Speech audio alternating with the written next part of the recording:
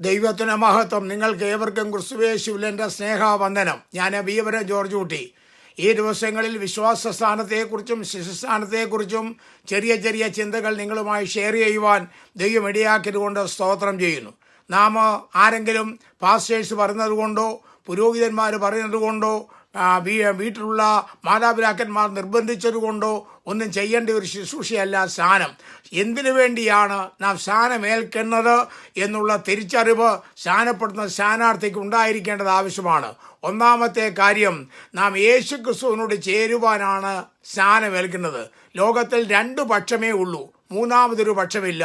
ഒരു പക്ഷം ദൈവീക പക്ഷം, രണ്ടാമത്തെ പക്ഷം സാത്താന്യപക്ഷം. ദൈവപക്ഷത്തോട് നാം ചേരുന്നില്ല എങ്കിൽ ഓട്ടോമാറ്റിക്കായി നമ്മൾ സാത്താന്യ പക്ഷത്താണെന്നുള്ളതിന് രണ്ട് സംശയമില്ല.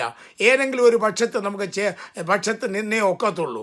റോമാലേഖനം 6-ാം അധ്യായം 3-ാം വാക്യം, അല്ല യേശുക്രിസ്തുവിനോട് ചേരുവാൻ സ്നാനമേറ്റവരായ നാം.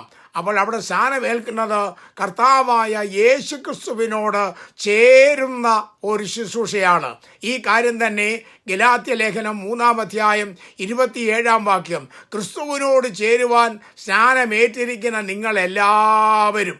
അപ്പോൾ പൗലോസ് ഗലാത്യരോട് പറയാണ്, ക്രിസ്തുവിനോട് ചേരുവാൻ സ്നാനമേറ്റിരിക്കുന്ന നിങ്ങളെല്ലാവരും. അപ്പോൾ ഞാൻ സ്നാനമേൽക്കുമ്പോൾ എനിക്കൊരു കാര്യം അറിയാം, എനിക്ക് വേണ്ടി കാൽവരി ക്രൂശിൽ മരിച്ച് എന്നെ വീണ്ടെടുത്ത യേശു ക്രിസ്തുവിനോട് ചേരുവാനായിട്ടാണ്. അല്ലാതെ ഒരു പെന്തക്കോസുകാരോടോ ഒരു മറ്റാരോടോ ചേരുവാനല്ല സ്നാനമേൽക്കുന്നത്.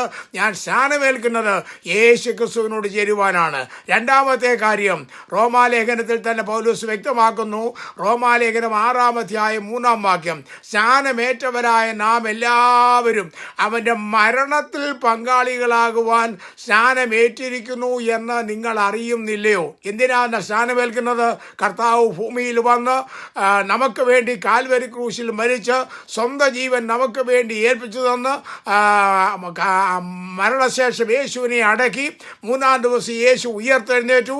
പിന്നീട് യേശു സ്വർഗാരോഹണം ചെയ്തു.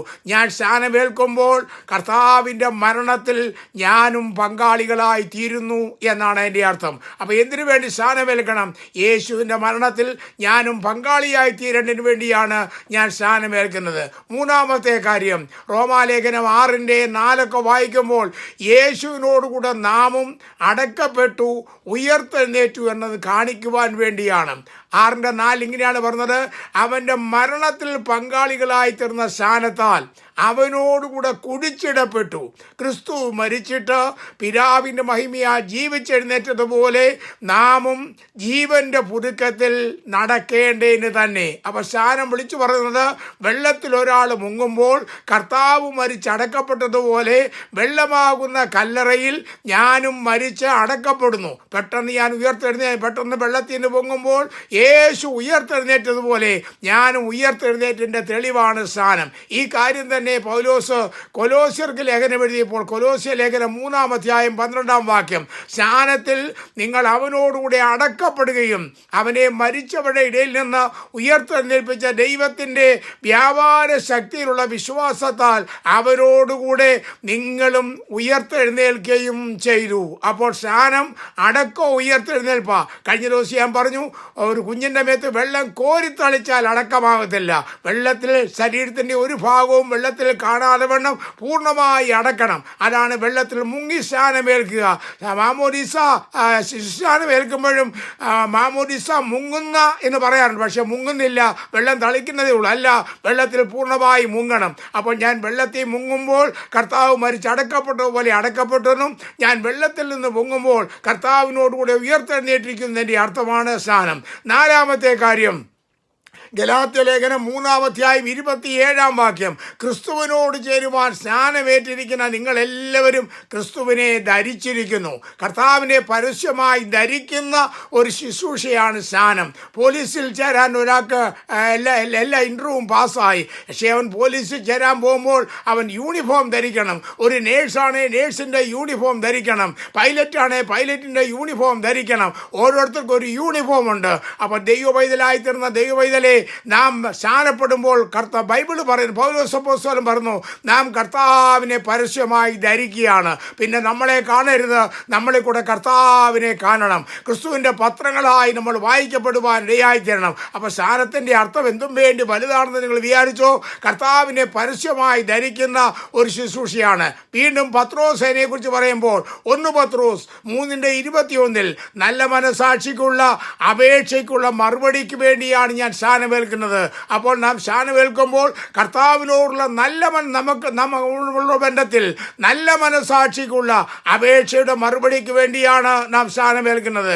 അപ്പോസ്തല പ്രവൃത്തി വീണ്ടും 6-ാമത്തെ കാര്യം, അപ്പോസ്തല പ്രവൃത്തി 2-ാം അധ്യായം 41-ഉം 47-ഉം 1 കൊരിന്ത്യർ 12:13 വായിക്കുമ്പോൾ സഭയോട് ചേരുവാനാണ് ഞാൻ സ്നാനമേൽക്കുന്നത്. കർത്താവിൻ്റെ രക്തത്താൽ വീണ്ടെടുക്കപ്പെട്ടതാണ് പുതിയ നിയമസഭ.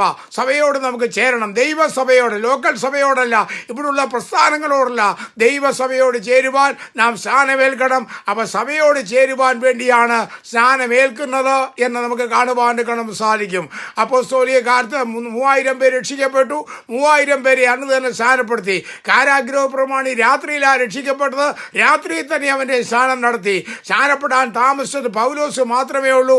കണ്ണ് കാണാൻ വയ്യാതിരുന്നുകൊണ്ട് 3 ദിവസം കണ്ണ് കണ്ടപ്പോൾ ആദ്യമേ പോയി സ്നാനമേറ്റു. അവിടെ സ്നാനത്തിൻ്റെ പ്രാധാന്യത ദൈവസഭയോട് ചേരുവാനാണ് സ്നാനമേൽക്കുന്നത്.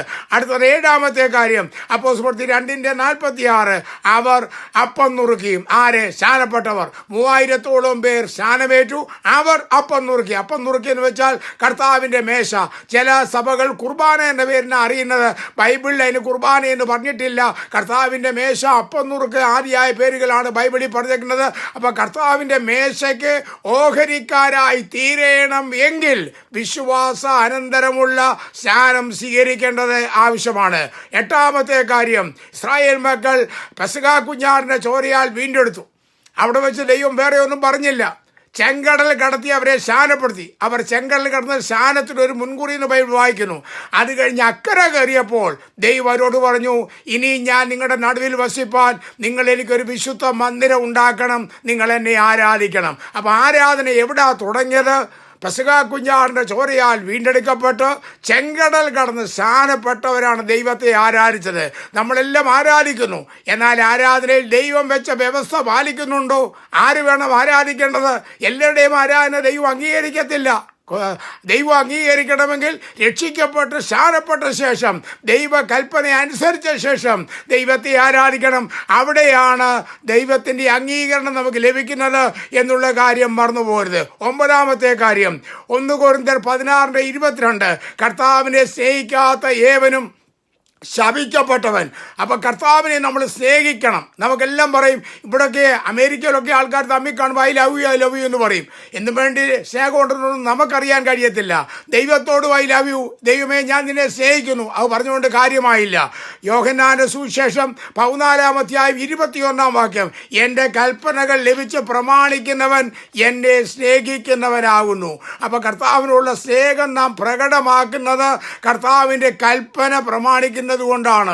യോഹന്നാൻ 14:23 എന്നെ സ്നേഹിക്കുന്നവൻ എൻ്റെ വചനം പ്രമാണിക്കും. എന്നെ സ്നേഹിക്കുന്നവൻ എൻ്റെ വചനം പ്രമാണിക്കും. 1 യോഹന്നാൻ 5:3 അവൻ്റെ കൽപ്പനകളെ പ്രമാണിക്കുന്നതല്ലോ ദൈവത്തോടുള്ള സ്നേഹം. 1 യോഹന്നാൻ 2:4 അവനെ അറിഞ്ഞിരിക്കുന്നു എന്ന് പറയുകയും അവൻ്റെ കൽപ്പനകളെ പ്രമാണിക്കാതിരിക്കുകയും ചെയ്യുന്നവൻ കള്ളനാകുന്നു, സത്യം അവനിലില്ല.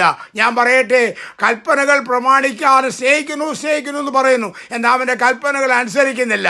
അങ്ങനെയുള്ളവർ കള്ളന്മാരാണെന്ന് ബൈബിളിൽ വായിക്കുന്നതുകൊണ്ട് ഞാൻ പറയട്ടെ, ഞാനിപ്പോൾ ഏകദേശം 9 കാര്യങ്ങൾ പറഞ്ഞു.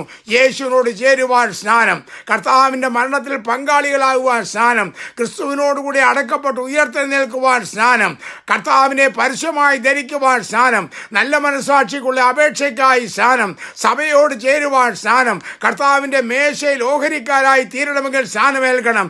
ആരാധനക്കാരൻ്റെ കുറഞ്ഞ പല ക്വാളിഫിക്കേഷൻ ഉണ്ട്. ഏറ്റവും കുറഞ്ഞ ക്വാളിഫിക്കേഷൻ രക്ഷിക്കപ്പെട്ട് സ്നാനപ്പെട്ടയാളായിരിക്കണം. 9 കർത്താവിനോടുള്ള സ്നേഹം പ്രകടിപ്പിക്കാൻ. നമുക്ക് കർത്താവിനോടുള്ള സ്നേഹം എങ്ങനെയുണ്ട്? കർത്താവിനോടുള്ള സ്നേഹം നമുക്ക് വർദ്ധിക്കണം. നമുക്ക് വേണ്ടി മരിച്ച കർത്താവിനെ ഒന്ന് ഓർക്കണം. ഞാനൊരു ഉദാഹരണം കൊണ്ട് പറയാം. പണ്ടൊരിക്കൽ ഒരു സ്കൂളിൽ ഒരു പേരൻസ് മീറ്റിംഗ് നടത്തി. അന്ന് പിള്ളേരും കൂടെ പോയിരുന്നു. എന്നാൽ പേരൻസും പ്രിൻസിപ്പളും ടീച്ചേഴ്സും എല്ലാം കൂടി ഒരു മീറ്റിംഗ് നടത്തി. അപ്പോൾ പിള്ളേരെല്ലാം കൂടെ മാറി അവർ വേറെ കാര്യങ്ങൾ ചർച്ച ചെയ്തപ്പോൾ ഒരു പെൺകുട്ടിയോട് പറഞ്ഞു, നിന്റെ അമ്മയുടെ മുഖം കണ്ടോ, മുഴുവൻ വിരൂപമായിരിക്കുക. നിന്നെ അമ്മയുടെ മുഖത്ത് നോക്കിയാൽ നമ്മൾ വെളി തുപ്പും, അതുപോലെ മുഖം വിരൂപ. ഞങ്ങളുടെ മമ്മിമാരൊക്കെ എത്ര സൗന്ദര്യമുള്ളവരാന്ന് പറഞ്ഞു. ആ പെൺകുട്ടിക്ക് വളരെ പ്രയാസം തോന്നി. അവൾ വീട്ടിൽ വന്ന് അമ്മയോട് പറഞ്ഞു, അമ്മേ, അടുത്ത വർഷം പേരൻസ് ഡേയും മമ്മി വരണ്ട, പപ്പായെ വിട്ടാൽ മതി. എന്താ മോളെന്ന് ചോദിച്ചോ പറഞ്ഞു, എല്ലാ മമ്മിമാരും സൗന്ദര്യമുള്ളവരാ, മമ്മിയെ കണ്ടിട്ട് പിള്ളേർക്ക് ആർക്കും ഇഷ്ടപ്പെട്ടില്ല, മുഖമെല്ലാം വിരൂപമായിരിക്കുന്നു. അതുവരെ അവളോട് പറയാഞ്ഞൊരു രഹസ്യം അന്ന് മമ്മി അവളോട് പറവാൻ തീരുമാനിച്ചു. വൈകിട്ട് അത്താഴമൊക്കെ കഴിഞ്ഞ് അവളെ മടിയിലെടുത്തിട്ട് പറഞ്ഞു, കുഞ്ഞേ, ഞാൻ വളരെ സൗന്ദര്യമുള്ളവളായിരുന്നു, വെളുത്ത ശരീരമായിരുന്നു എൻ്റെ മുടി അഴിച്ചിട്ടാൽ നിലത്ത് വരെ മുട്ടുമായിരുന്നു. നിന്റെ പപ്പ കല്യാണം കഴിച്ചു കൊണ്ടുവരുമ്പോൾ എന്നെ കാണുവാൻ തന്നെ ഇവിടെയുള്ള അയലത്തുകാരെല്ലാം ഓടി വന്ന കാര്യം ഞാൻ ഓർക്കുകയുണ്ടായി. നമ്മളൊരു ദരിദ്ര കുടുംബത്തിലായിരുന്നു. ഭക്ഷണങ്ങൾ കഴിക്കണമെങ്കിൽ കൂലി വേല ചെയ്യണമായിരുന്നു. നമ്മുടെ അടുത്തുള്ള ആ ധനവാന്റെ വസ്തുവിൽ പോയി ഞാനും നിന്റെ ഡാഡിയും കൂടെ കൂലി വേല ചെയ്താണ് ജീവിച്ചത്. നീയാണ് ഞങ്ങളുടെ ആദ്യത്തെ കൺമണി. നിന്നെ തൊട്ടിൽ ഉറക്കി ഭക്ഷണമൊക്കെ തന്ന് പാലുമൊക്കെ തന്ന് തൊട്ടിൽ ഉറക്കി കിടത്തിയിട്ട് ഞങ്ങൾ പോയി പണി ചെയ്യും. നിന്റെ കരച്ചിൽ വല്ലതും കേൾക്കുമ്പോൾ ഞങ്ങൾ ഓടി വരും. ഒരു ദിവസം അങ്ങനെ ഇരിക്കുമ്പോൾ നിന്റെ വലിയ കരച്ചിൽ കേൾക്കാം. ഞാൻ പെട്ടെന്ന് ഓടി വന്നപ്പോൾ കണ്ട കാഴ്ച എന്നെ ഞെട്ടിച്ചു. നമ്മുടെ അടുക്കളയുടെ ഭാഗത്തുനിന്ന് തീ പടർന്നു പിടിച്ചു. നീ കിടന്ന റൂമിലോട്ടും തീ പടർന്നുകൊണ്ടിരിക്കുകയാണ്. കുഞ്ഞെ, നിന്നോടുള്ള സ്നേഹം നിമിത്തം ഞാൻ തീയെ വകവയ്ക്കാതെ അതിനകത്ത് കയറി നിന്നെ എൻ്റെ മാറുവോട് അടുപ്പിച്ചു. ഞാൻ ഓടി വെളിയിൽ വന്നു. എൻ്റെ സാരിക്ക് തീ പിടിച്ചു. എൻ്റെ തലമുടി മുഴുവൻ മങ്ങിപ്പോയി. അതിനാൽ എൻ്റെ മുഖമെല്ലാം വിരൂപമായി. കുഞ്ഞേ, നിനക്ക് വേണ്ടിയാ എൻ്റെ മുഖം വിരൂപമാക്കിയത് എന്ന് പറഞ്ഞു. ഇത് കേട്ട കുഞ്ഞ് കരയാൻ തുടങ്ങി. അയ്യോ, എൻ്റെ മമ്മി സൗന്ദര്യമുള്ള മമ്മിയാ, എനിക്ക് വേണ്ടിയാണല്ലോ മമ്മിയുടെ മുഖം വിരൂപമാക്കിയത്. ഇനി അടുത്ത വർഷവും പപ്പ വരണ്ട, മമ്മി തന്നെ വന്നാൽ മതി. എൻ്റെ കൂട്ടുകാരോട് ഞാൻ ഇതെല്ലാം പറയുമെന്ന് പറഞ്ഞു. അതേ ഗെത്സമന തോട്ടം മുതൽ ഗോൽഗോത്ത കുന്നുവരെ പങ്കപ്പാടികൾ ധരിച്ച് മുഖത്ത് തുപ്പലേറ്റ് ശിരസെല്ലാം മുൾക്കിരീടം വെച്ച് മുഖത്തെ രോമങ്ങൾ പറിച്ചെടുത്ത് വിരൂപമായി പുറമെല്ലാം ഉടവുജാളികൾ കണക്കെ നീളത്തിൽ അടിച്ചു കയറി. 2 കള്ളന്മാരുടെ നടുവിൽ 3 ആണികളെ തൂക്കപ്പെട്ട യേശു എന്നെ സ്നേഹിച്ച് എൻ്റെ പാപത്തെ വഹിച്ചുകൊണ്ടാണ് അവൻ മരിച്ചത്. ആ കർത്താവിനോടുള്ള സ്നേഹം വരുമ്പോൾ നാം കർത്താവിൻ്റെ കൽപ്പന ചെയ്യും. എന്നെ കേൾക്കുന്ന പ്രിയ ശ്രോതാവേ, കർത്താവ് ഇത്രയും നിനക്ക് വേണ്ടി ചെയ്തിട്ടും കർത്താവിനെ സ്നേഹിപ്പാൻ കഴിയുന്നുണ്ടോ? സ്നേഹത്തിൻ്റെ അടയാളമാണ് ദൈവ കൽപ്പന പ്രമാണിക്കുന്നത്. അതുകൊണ്ട് ഇനി ഒട്ടും താമസിക്കരുത്. കർത്താവിനുള്ള സ്നേഹത്തിൻ്റെ അടയാളമായി ദൈവ കൽപ്പന നമുക്ക് പ്രമാണിക്കാം. ദൈവമായ കർത്താവ് നമ്മെ അനുഗ്രഹിക്കുമാറാകട്ടെ. ഞാൻ പ്രസംഗിച്ച വിശ്വാസസ്ഥാനം ശരിയോ തെറ്റോ, ശിശുസ്ഥാനം ശരിയോ തെറ്റോ ആദ്യമായ വിഷയങ്ങളെക്കുറിച്ച് പ്രസംഗിച്ച 9 വീഡിയോ യൂട്യൂബിലുണ്ട്. യൂട്യൂബിൽ കയറി വിവരം ജോർജ് കുട്ടിയൻ അടിച്ചാൽ നിങ്ങൾക്ക് ആ പ്രസംഗം ലഭിക്കും. ദൈവമായ കർത്താവ് അനുഗ്രഹിക്കുമാറാകട്ടെ. ആമേൻ.